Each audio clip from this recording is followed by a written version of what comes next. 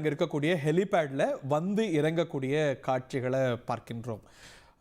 ஹெலிபேட்லேருந்து பிரகதீஸ்வரர் ஆலயம் வரைக்கும் ஒரு ரோட் ஷோவாக செல்கிறார். அங்கேயும் வழிநடுக பாஜக தொண்டர்கள், அதிமுக தொண்டர்கள், அவரை வரவேற்க காத்திருக்கக்கூடிய பொதுமக்கள்லாம் காத்திருக்கிறாங்க. இதோ வந்து இறங்குகிறது பிரதமர் நரேந்திர மோடியுடைய ஹெலிகாப்டர்.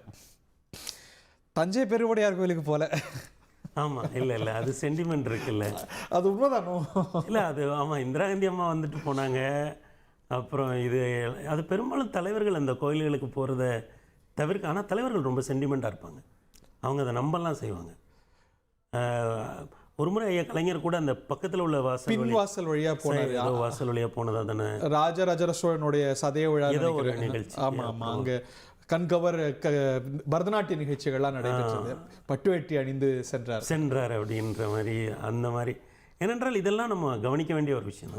அந்த சென்டிமெண்ட் ஒர்க்காக இருக்கிறதும் பார்க்குறோம். இந்திரா காந்தி வந்ததுக்கப்புறம் அவங்க மறைவு, எம்ஜிஆர் போனார்னு நினைக்கிறேன். இல்லை, அவர் போனதா எனக்கு தெரியல. ஆனால் தலைவர்கள் வந்து சென்டிமெண்ட் ரொம்ப நம்புவாங்க.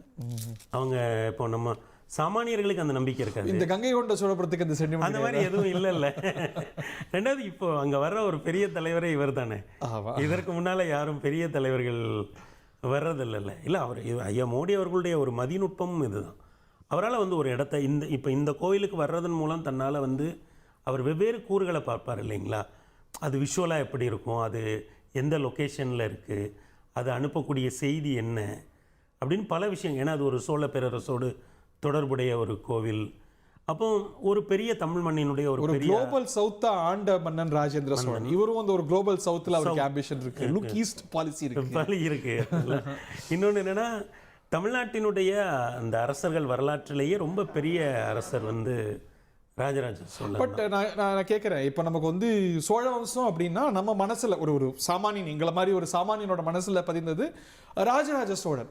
பட் ஒரு ராஜேந்திர சோழன் வந்து ஒரு அண்டர் ரேட்டட் அரசன்னு நம்ம பார்க்க முடியுமா இன் ரிலேட்டிவ் டர்ம்ஸ்? அப்பாவை பல இனங்களில் மிஞ்சினார், he took it to the global level. ஆனால் ராஜேந்திர சோழன் வந்து ரிலேட்டிவ் டர்ம்ஸில் அண்டர் ரேட்டட்னு பார்க்க முடியுமா? இல்லை, நீங்கள் பெயர்களில் பார்த்தீங்கன்னா ராஜேந்திரங்கிற பேர் தான் நிறைய இருக்கும்.